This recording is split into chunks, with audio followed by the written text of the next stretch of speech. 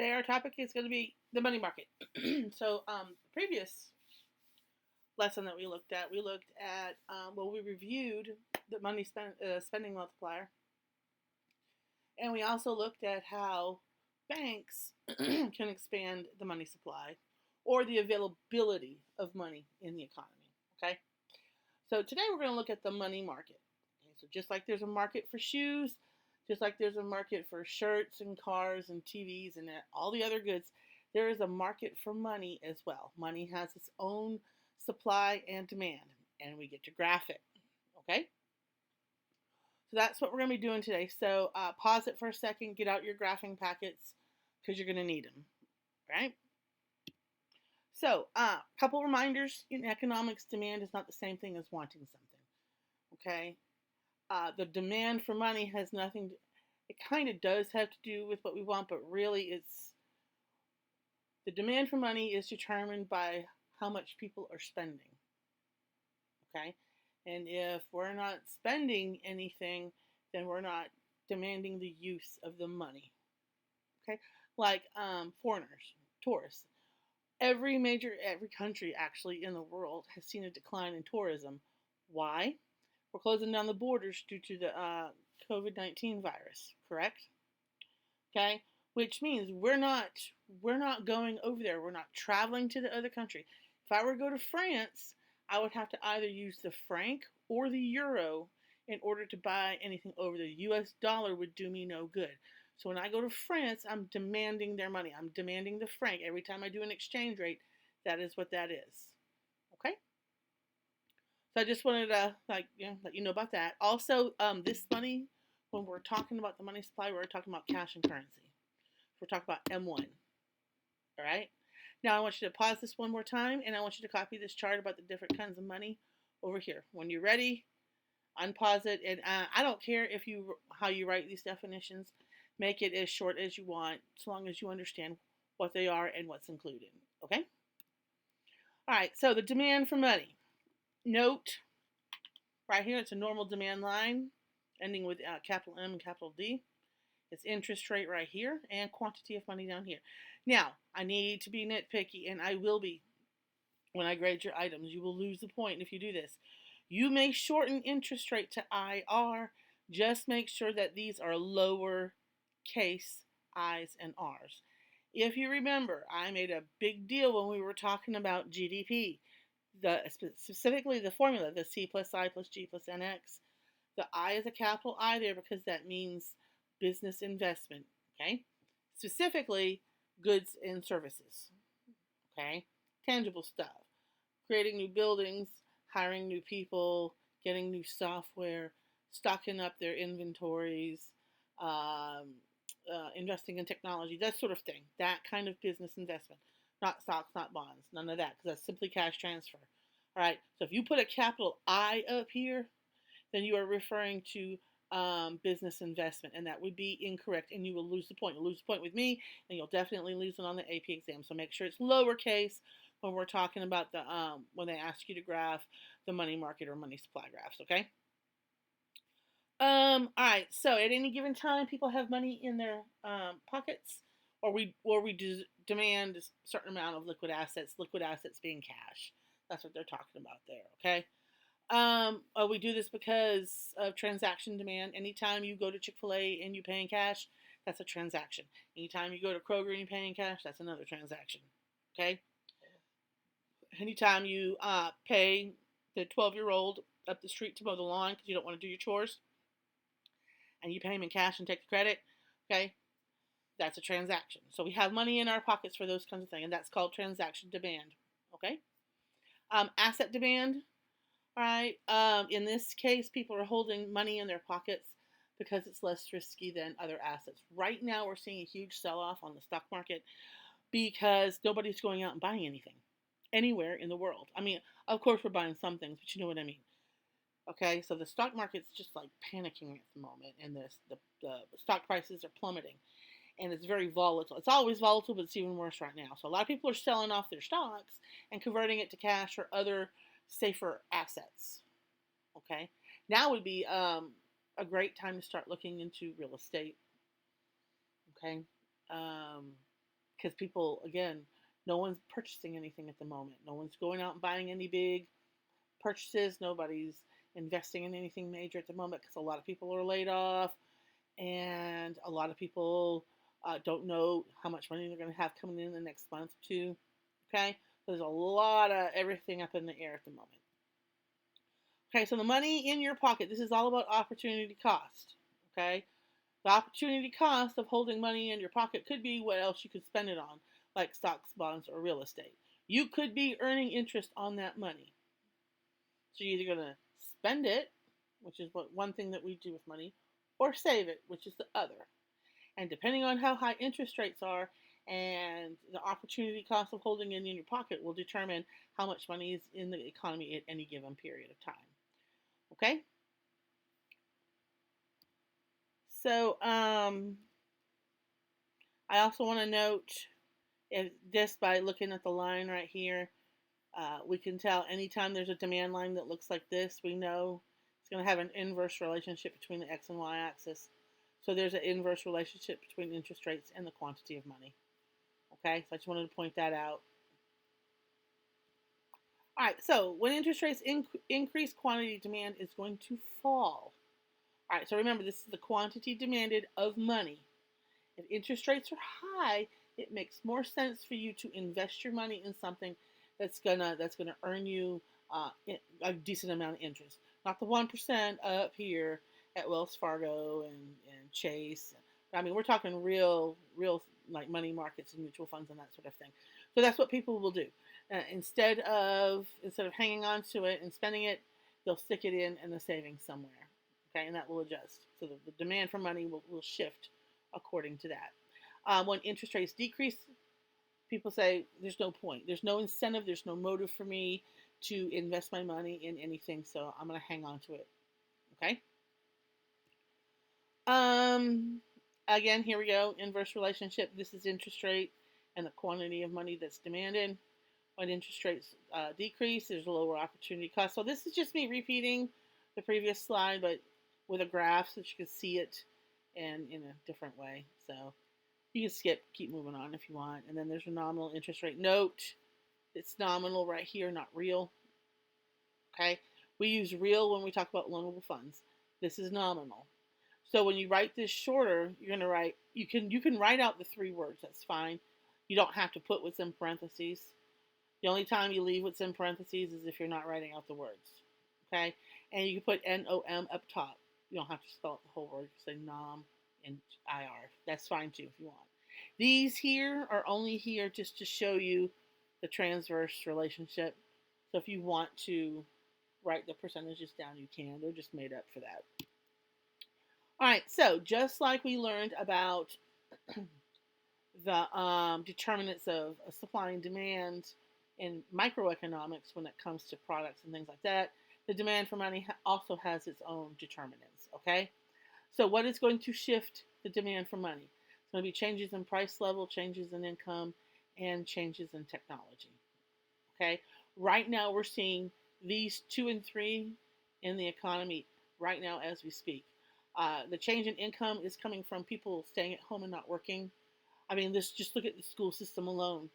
You and I are at home. I'm at home doing this so that you can still learn, and you're at home hopefully listening to this and taking good notes so that you can be better prepared for the AP exam. Okay, and I'm still getting paid, which is good for me. But the cafeteria workers are not. The custodians are not. The office personnel are not. The librarians are not. Okay, the technology people are not. These people are all paid by the hour. They're not salaried. Okay, so they're at home. Just bus drivers aren't being paid at the moment. Okay, so all these people aren't working, so they're going to see a decrease in their income. Not to mention the stores and restaurants that have either shut down completely or scaled back their hours, or in the case of a lot of the fast food restaurants, just gone to drive-through only. Okay, so they don't need as many people, so people aren't working as long or at all. All right, so we're going to see, so we're going to see the demand for money decrease there. And we're going to see it because of this reason, because cash is dirty. Has got a ton of germs on it. I know when I go out now, I don't carry cash with me because I don't want other people's germs. So I've been using my debit card more often, and we're going to see an uptick in that with a lot of other people that are like this. While the coronavirus is in its pandemic stages right now, so these two things are going to be affecting the demand for money, which in turn affects our economy. Because if we're not demanding money, then we're not spending it, and if we're not spending money, that means GDP falls, and we start a downward cycle that's not going to look very good. Okay, which also explains the stimulus package that Congress is sending, or is working on right now. Okay, so the transaction demand for money is very closely associated with money's use as what, and you just gotta love economics because usually it's all in the term transaction demand. Where do we make transactions? Whenever we buy anything. And what is money used at? What is the use of money when we're buying something? It is a medium of exchange. There we go. All right, so from the same test, this is the 2012 AP exam.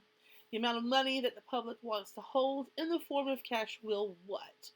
Be unaffected by any change in interest rates or price level. Well, that's automatically incorrect because the demand for money is downward sloping, which means it's an inverse relationship between interest rates and demand. So obviously that can't be correct. B, if the interest rates, the demand for money will increase if the interest rates increase. Well, no, it's an inverse relationship again. So the demand should decrease, which is what C is. The demand for money will decrease if interest rates increase. So I like C right now. The demand for money will increase if the price level decreases. No, that is incorrect. The demand for money will increase if the price level is dropping. Hang on.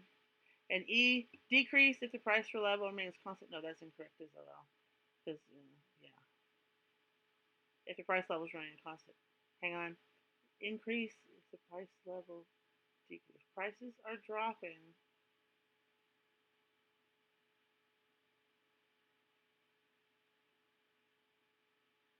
We're going to go out and buy stuff.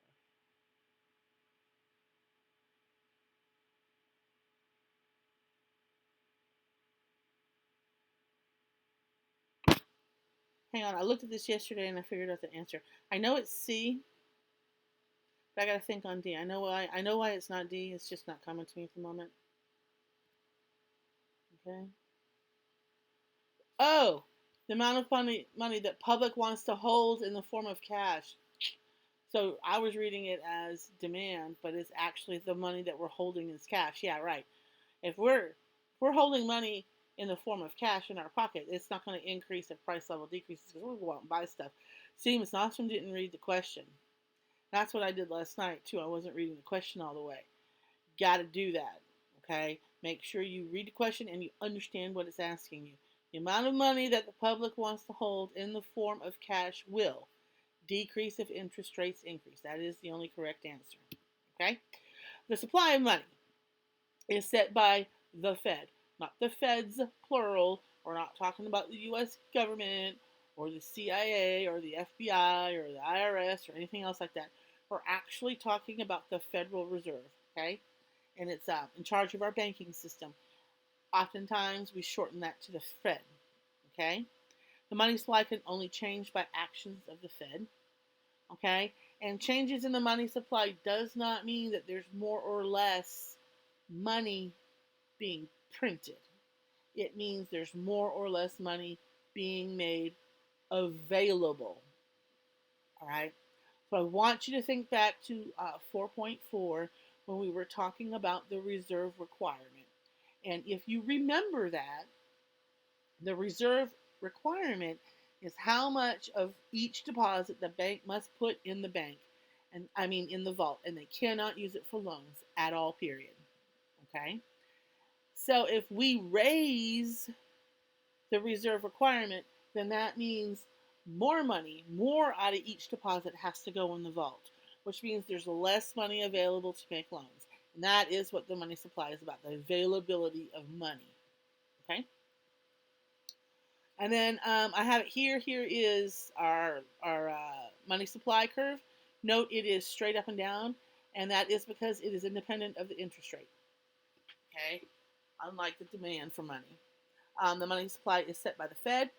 Now, sometimes on tests, you'll see the term central bank. That is the Federal Reserve, though they swap these two out quite a bit. It's non-partisan, meaning it's not Republican or Democrat oriented. It's run by it was created by Congress, and it's run by the Board of Governors, and the Board of Governors have 14-year terms, and that is on purpose so that it goes through multiple presidencies. Okay? And if you remember anything about Andrew Jackson and the banking system, this is what he created back then. Okay, it's this whole thing that we're talking about right now. The Fed adjusts the money supply to influence the economy. And why do we want to influence the economy? There's two reasons why we want to: inflationary pressure or unemployment. Okay, so we got to fix one of those two things. And this is what's known as monetary policy. So on your test, it's going to be multiple choice questions, and it's going to be in the FRQs. Sometimes they're going to talk about monetary policy. You need to immediately start thinking about the Fed.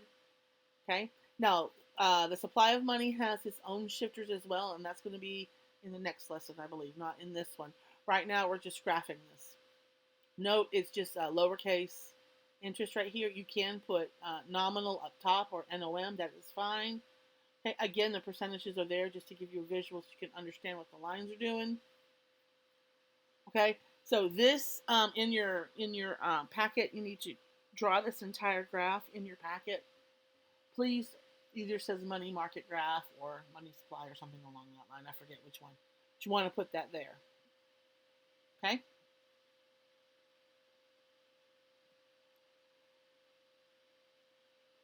All right, so increasing the money supply, it's going to shift just like anything else. Okay. How and why does it do? How does an increase in the money supply affect aggregate demand?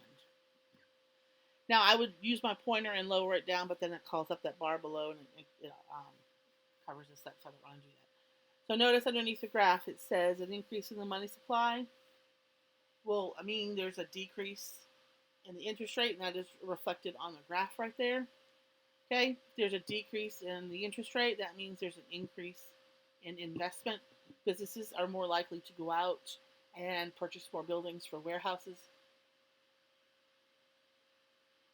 take out loans to train people on that sort of thing, or invest in technology. Consumers are more likely to go out and buy homes and cars and boats and other big ticket items because the interest rate, the money that you have to pay when you borrow money, is lower. Okay? And because consumers and businesses are out there spending money, that is the C and the I in the GDP formula, which will increase aggregate demand. Okay? And that's what they're shooting for there. All right, when you decrease the money supply, this is how it affects aggregate demand. A decrease in the money supply means an increase in the interest rate, and that is reflected on the graph. All right, which also means there's a decrease in investment. Businesses are no longer investing in employees or in technology. They've stopped buying warehouses and things like that. We're not going out purchasing homes or other big ticket items. And because consumers stop spending and businesses stop spending, again, that's the C and the I in the GDP formula, which means there's going to be a decrease in aggregate demand. Because aggregate demand is quite literally C plus I plus G plus NX, if you remember that. Okay? The Federal Reserve was created in 1913, and the Fed's job is to regulate banks and make sure we have faith in the financial system. We're in a unique situation right now, and everybody's doing the best they can. I'm going to remain positive about that. Okay. Notice that there are 12 regions,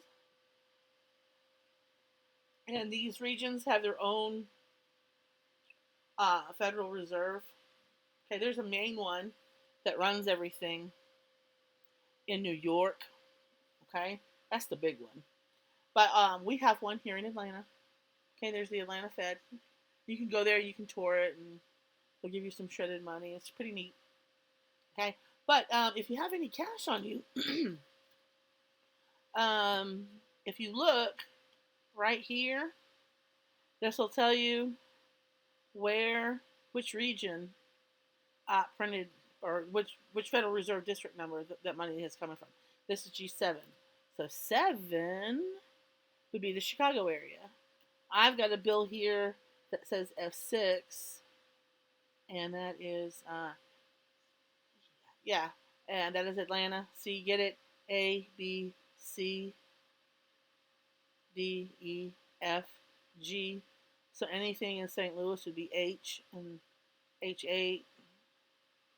That should be I9, J10, and so on. You get it, right? We're smart people. Anyway, I just thought that was kind of cool to see that. And here it is. If you ever wondered what everything meant on the front of a bill, that's what that means. Okay. All right. So what I want you to do is get out some paper. Write this down as question number 1. No, you don't have to write questions. You do have to write the answer, but I want you to practice writing answers for the AP exam. Okay. Hang on just one second. I'm getting this set up on my other computer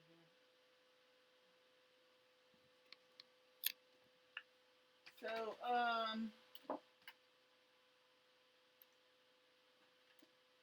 assume that an economy is in long-run equilibrium. Okay. Also assume that consumers wish to hold less money because they use credit cards more frequently to purchase goods and services than cash. Okay. All right. So draw a correctly labeled graph of the money market and show the effect of reduced holdings of money on the equilibrium nominal interest rate in the short run. And this is what you gotta love.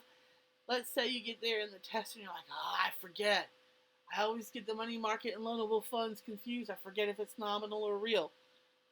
Pay attention to what they tell you because they're telling you right here it's nominal interest rate. Okay? So make sure you write that down on the y-axis because they gave it to you. Okay? Alright, so when you draw this graph, alright, credit cards are considered technology, and if you remember, technology is a shifter of demand. So we're going to be shifting demand here. And if we're using credit cards more, we're demanding cash less. So on your graph, you should be showing that the money demand is shifted to the left. Make sure you label everything correctly, okay? That is super important. Pause this while you draw out your graph. Take care. Now, you might not have it this time, but try coming to these videos that I have for you with a blue and black pen. Okay, you want to draw the graph in black and then the shift in blue. All right, so when you draw the second demand line, you want that to be in blue ink, and you want your arrow showing the shift in blue, so on. Okay, that stands out for your graders, and it's easier to grade because I can see exactly what you're doing. Okay. All right, when you come back, then we're going to do 1B. Based on the change in the interest rate in Part A, what will happen to each of the following in the short run? Prices of previously issued bonds. All right, so this is all going to depend on if you shifted correctly the demand for money. All right, now this is what happens. Since the demand for money is decreasing, okay, your interest rate should be decreasing as well. So if you're looking on your graph and you're not showing that the interest rate is decreasing, then you graphed it incorrectly and you need to fix that. All right. All right. So If the interest rate is decreasing, that means when you go out and you buy bonds, treasury bonds, okay, things of that nature, you're going to have a low interest rate on those bonds. People don't want to buy bonds with a low interest rate. They want to buy bonds with a higher interest rate. So the previous bonds with a higher interest rate, people are going to start demanding those. And when people demand more of a product, prices increase. Now, so for 1B little I, if you were just to write increase right here, you would be fine. Okay, 1B double little I, the price level and real income. Now, keep in mind, real income means GDP. Okay, so income is code for GDP in macro. We're not talking about consumer income. They will say consumer income if they want you to go there. Otherwise, here we're talking about real GDP. So, based on the change in the interest rate, and interest rates dropped, what's going to happen to the price level and real income as a result? All right.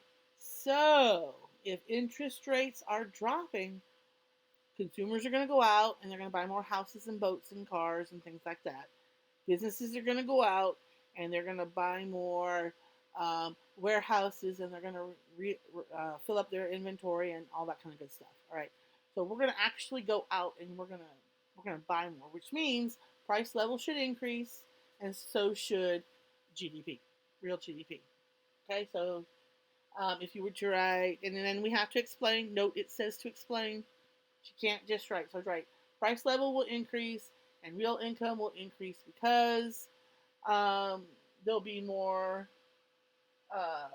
or there'll be an increase in consumer and investment consumption or spending or something along that line. Okay. All right. So 1C, with a constant money supply, based on your answer to part B, double I, will the velocity of money increase, decrease, or remain the same, or is the change indeterminate? Well, if we're spending more money, that means there's more money in the economy. There's more available money in the economy. Okay? And the more money we have in the economy, the quicker it moves through it. All right, we got a lot going on. People are getting out. Remember, one person's spending is another person's income. So every time you spend money, someone's earning income. And then they turn around and they spend that income and on and on and on. So the more we spend, the quicker that money will rotate through the economy, and that is what velocity is. Okay? So you should just have it right here, just write increase, and that should be fine. And if the central bank wishes to reverse the change in the interest rate identified in Part A, so long as you drew this correctly and you noted that the interest rate is falling, so if they're wanting to reverse it, they're wanting to increase the interest rate, what open market operation would it use? Now, we haven't gone over this yet. This is going to be in the next one. So I'm going to give you the answer, and you're going to write down sell bonds. Okay? That is what you're going to write right there. Sell bonds, you can put a big old box right. It doesn't tell you to explain, so you don't have to. Okay? Those two words is just fine. So anytime an FRQ is asking what open market operation would it use, every answer I see is sell bonds. That's their favorite thing to do, not just in FRQs, but in real life with the Fed. So just write sell bonds. Okay? And stop writing. Don't write anything else. So here are our answers. Okay? Note, I noted that they wrote nominal interest rate right here. You can write NOM and then lowercase I and lowercase r, and that will be fine. Note, this is the interest rate right here, R1, R2. And they've got their arrows showing the shift. Everything is, so make sure your graph looks like this. Okay? If your graph doesn't look like this, you're in a lot of trouble. You're not going to get that point. So your point here, 1 point is earned for drawing a correctly labeled graph of the money market.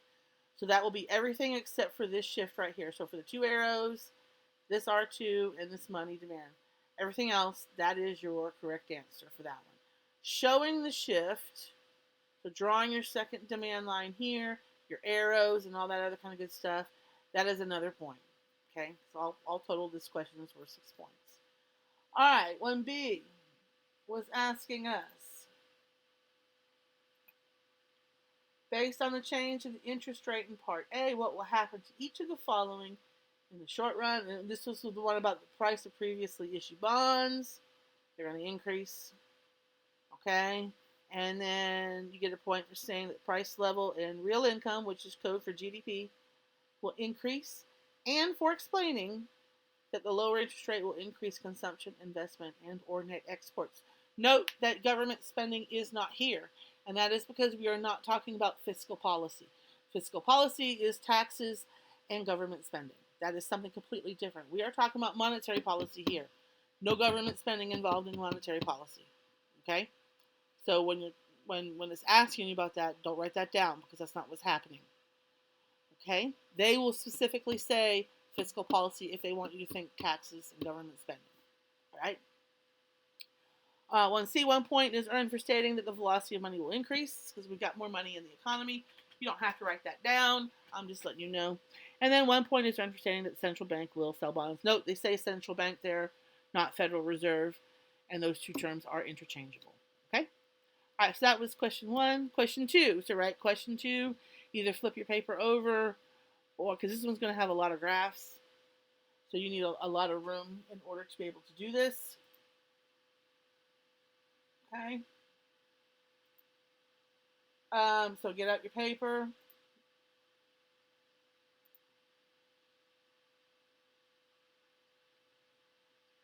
Okay, so this one. Assume the U.S. Economy is currently operating below the full employment level of real GDP with a balanced budget. So if we're operating below, so that means at equilibrium, we are below full employment. So obviously we are in a recession. Okay?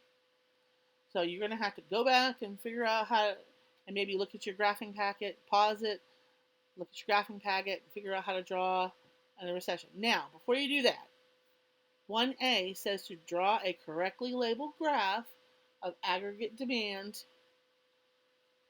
short-run aggregate supply. So when they specify short-run aggregate supply, make sure you write that on the supply line.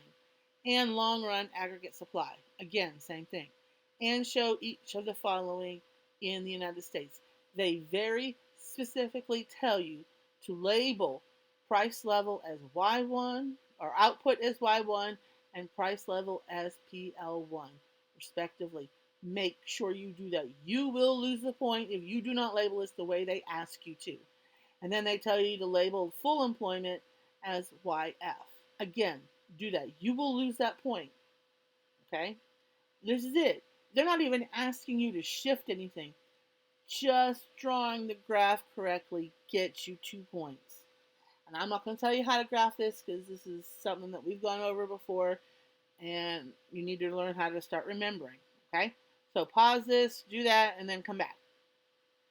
All right, 1B. The United States government increases spending on goods and services by $100 billion, which is financed by borrowing.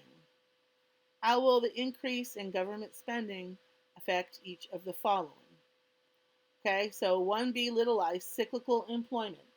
Well, it just depends on where you graphed equilibrium in relation to the long run aggregate supply. Okay? And then the natural rate of unemployment. Okay, so how will that 100 billion affect these two things?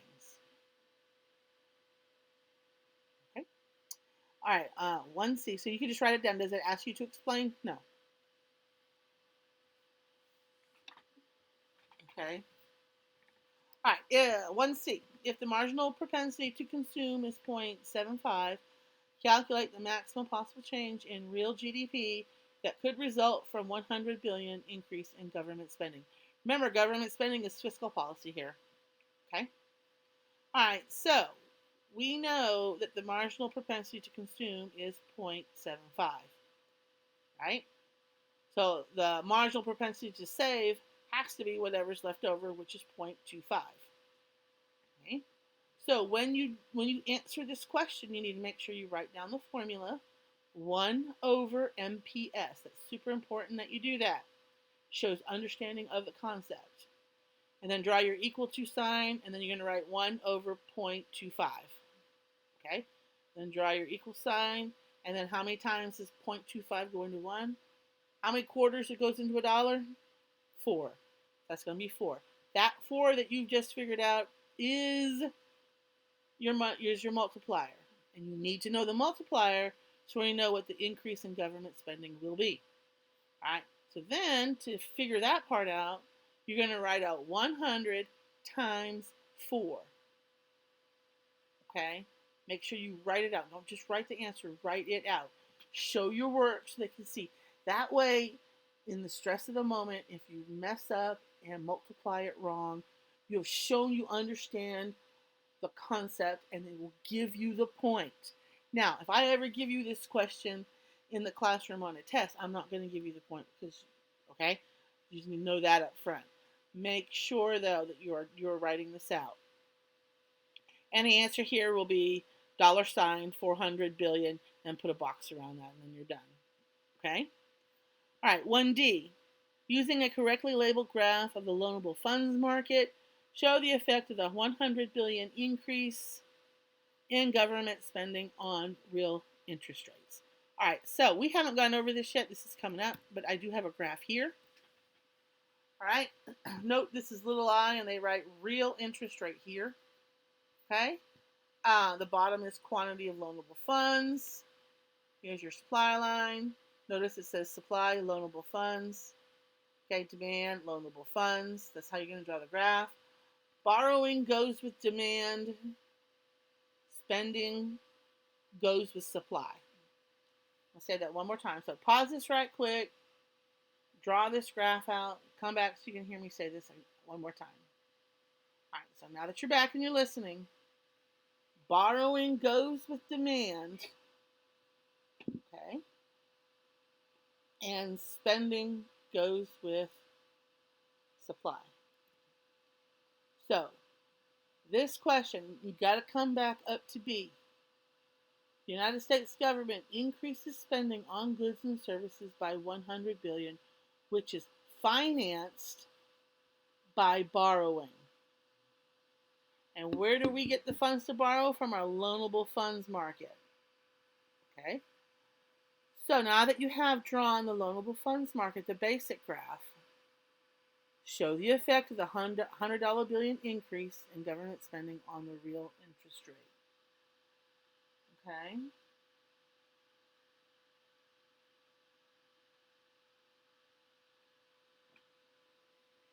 All right, so you're going to have a shift here.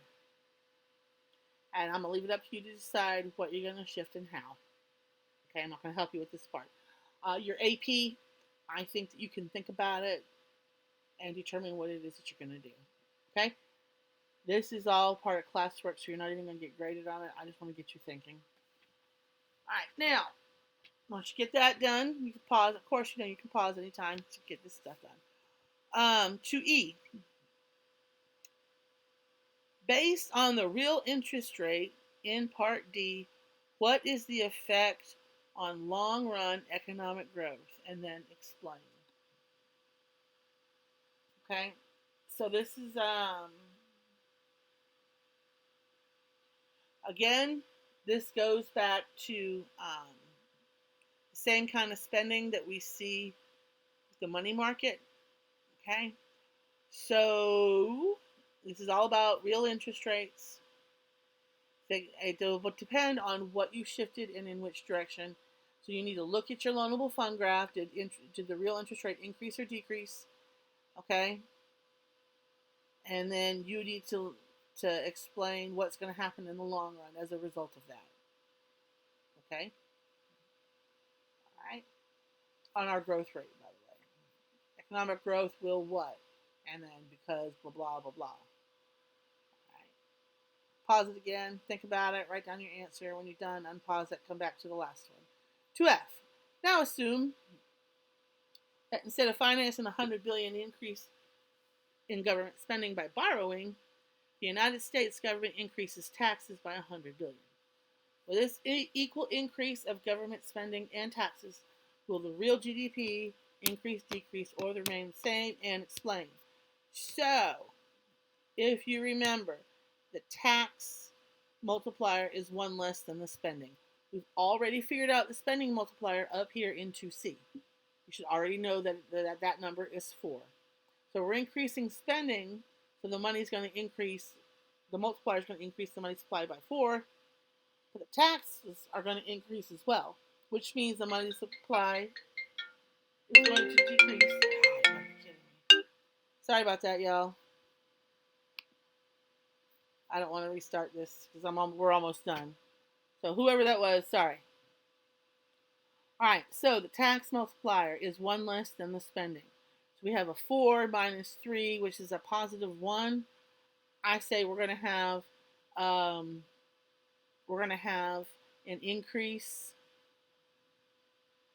in equal increase in spending. We're going to have an increase in real GDP as a result because we're going to spend more in spending than we're going to take away in taxes. And then we'll look at the answer key and we'll see how they have that written down. Okay? All right, so here's your answer. Note that this is 11 points. Okay, so you're going to have one where you're going to have multiple graphs. It's going to be really big, just like this. Okay?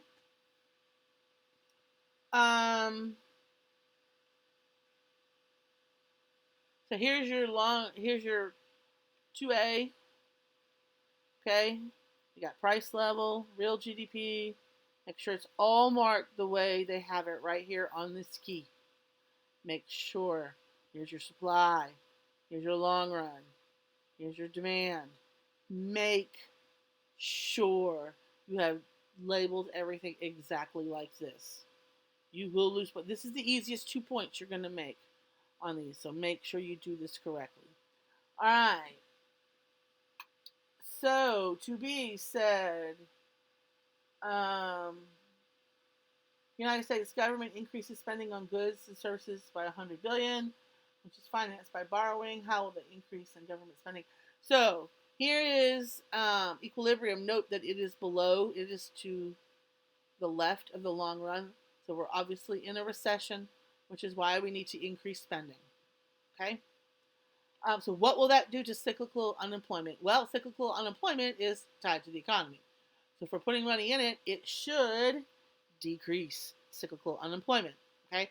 So if you just wrote decrease there, that's all you have to do. You don't have to give an explanation. It didn't ask you for one. So don't give it to them. Just write decrease and put a box around it. All right? 1 point is earned for stating that the natural rate of unemployment will not change. Okay?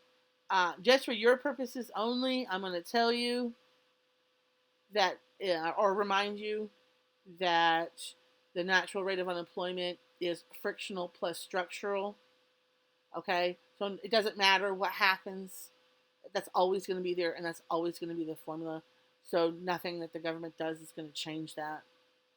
Okay? So if you just wrote not change or stay the same or whatever, make sure you put a box around that and move on. Okay? All right, 2C. If the marginal propensity to consume is equal to 0.75, calculate the maximum possible change. Okay, so we're doing that. And here's 400 billion. See how they have the equation, and then they do it out like that. Hey, you can do it like that. I would do multiple steps just so that they could see that you understand where the multiplier is coming from and all that. That's me. Okay, I like to make sure they all know. All right, so here's our loanable funds. 1D, your loanable funds market. Now, they have two graphs here because either one of these would be correct. So if you graphed an increase in demand, you would have gotten the point. That would be fine. Actually, let's look at 2D. 1 point is earned for drawing a correctly labeled loanable funds market graph. So everything but the shifting. So if you did it correctly, real interest rate, quantity of loanable funds, demand, supply. If you wrote LF here, that's fine too. They'll take that. Then, okay. And there's Q and all that kind of good stuff. All right. 1 point is, okay, so then the other point comes from showing an increase in demand or a decrease in supply. Okay. Either way is fine because either one is correct. Okay.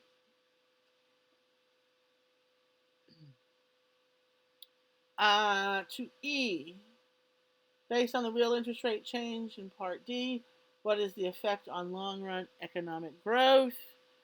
So,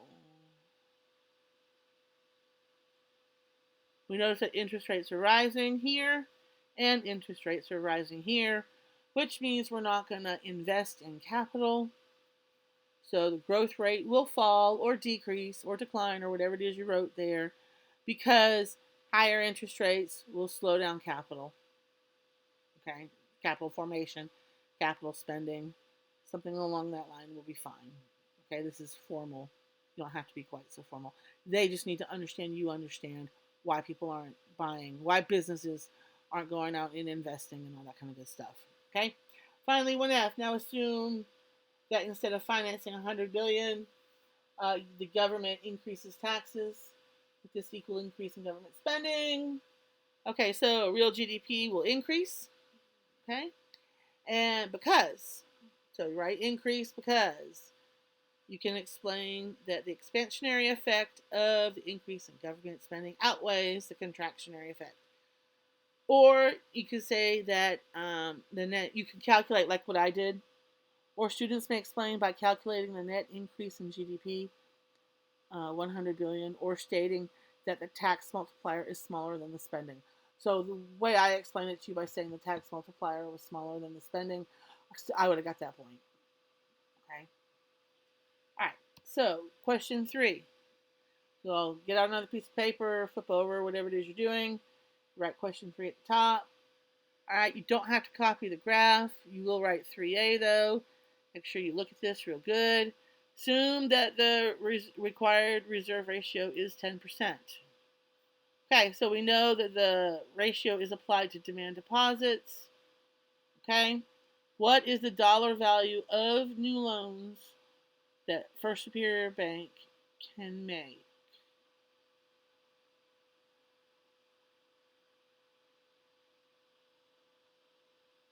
Okay.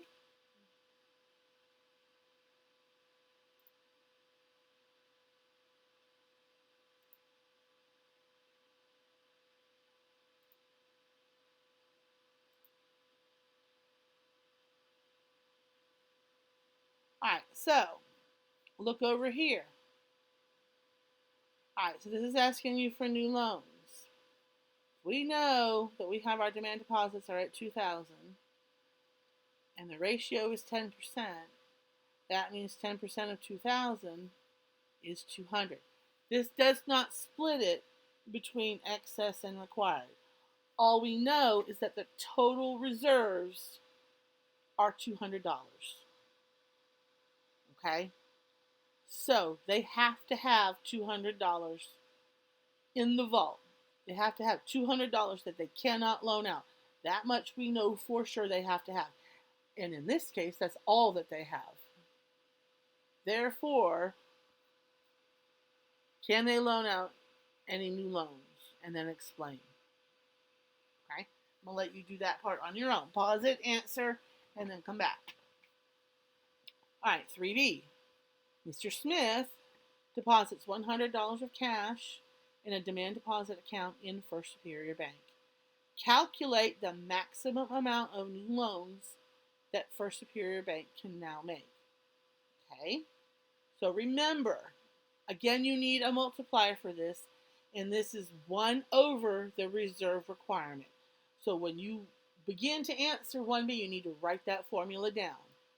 Like literally as a fraction. 1 over reserve requirement. That shows you understand. Okay? And then transfer that. And I'm going to so if it's 10%, that means 1 over the reserve requirement is equal to 1 over 0.10. And from there, you're going to figure out what the multiplier is on your own. Pause it if you need to and come back. Okay? 3C. And calculate the maximum amount. All right. Now, 3C. As a result of Mr. Smith's $100 cash deposit, calculate the maximum change over time in each of the following banking systems. Okay, so how a loan's going to change and how demand deposit's going to change. Pause this, figure it out, write down your answer. Doesn't ask you to explain, but do show your work. Okay? When you're ready, come on back. Part D. As a result of Mr. Smith's $100 cash deposit. Calculate the maximum change over time in the money supply. Okay.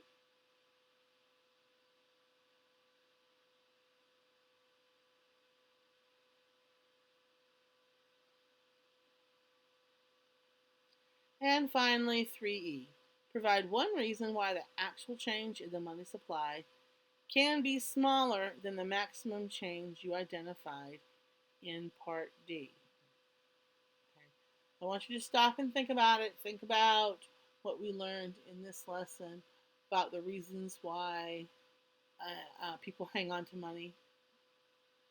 Okay, and then how would that affect this answer to this question? Pause this, answer it, make sure you've got an answer before moving on. Okay.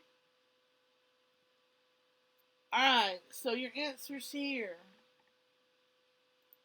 are as follows. So you had to, for 1A, assume the reserve ratio was 10%. What is the dollar value of new loans the first superior can make? All right, and it should be 0 because the bank has no excess reserves available for loans. Okay? And that's a point. 1B is a 1-point question. So you have to get the whole thing right. 1 point is earned for correctly calculating the maximum amount of new loans. And remember, it's as of $90 because the reserve ratio is 10%, that $100 deposit, $10, had to go into the vault, which left 90 left over for loans, and 90 times 10, which is what your multiplier is, will equal